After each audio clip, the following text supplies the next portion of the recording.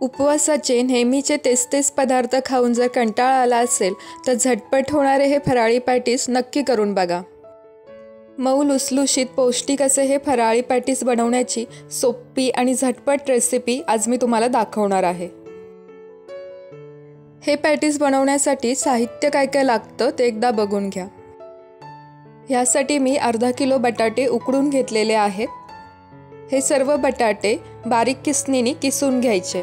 बटाटे किसून घेतल्यामुळे ते पीठ मळताना छान एकजीव होतं, मधी गुठळ्या राहत नाहीत। अशा प्रकारे सगळे बटाटे आता किसून झालेले आहेत। आता ह्या किसलेल्या बटाट्यामध्ये एक छोटा चमचा मीठ आणि 2 मोठे चमचे राजगिऱ्याचं पीठ घातलेलं आहे। हे सगळं मिश्रण व्यवस्थित मळून घ्यायचं।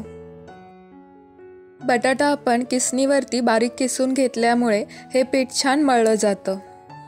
आता पीठ छान मळलं गेलेलं आहे, ते आपण बाजूला ठेवू आणि पॅटीसचं सारण बनवायला घेऊ। सारण बनवण्यासाठी मी खोवलेलं ओलं खोबरं 1 वाटी घेतलेलं आहे। त्याच्यामध्ये 1 वाटी भाजलेल्या दाण्याचा कूट घालायचा। 2 चमचे जिरे घातलेले आहे आणि पाव चमचा मीठ घातलेलं आहे। 2 ते 3 बारीक चिरलेल्या हिरव्या मिरच्या घातलेल्या आहेत। हे सगळं व्यवस्थित मिक्स करून घ्यायचं। सारण तयार झालेलं आहे। आता ह्या सारणाचे आपल्याला छोटे छोटे बॉल्स तयार करून घ्यायचे आहेत। हाताला तेल लावून बटाट्याच्या मिश्रणाचे देखील आपल्याला छोटे छोटे बॉल्स तयार करून घ्यायचे आहेत।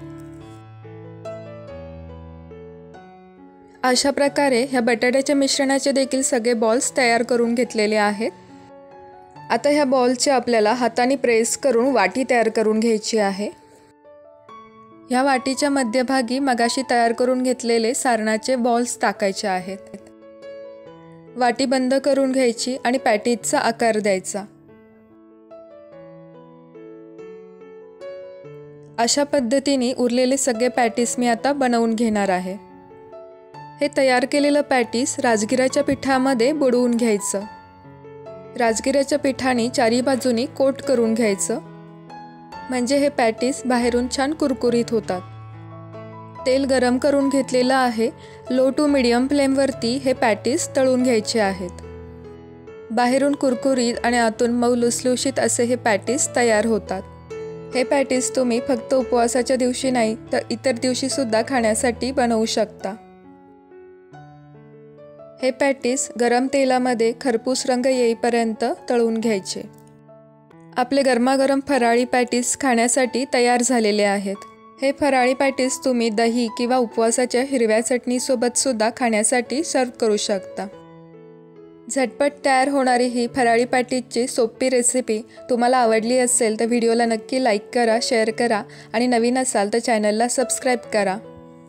तसेच शेजारी असलेल्या बेल आयकॉनवरती प्रेस करा, म्हणजे नवीन व्हिडिओचे नोटिफिकेशन तुम्हाला मिळेल।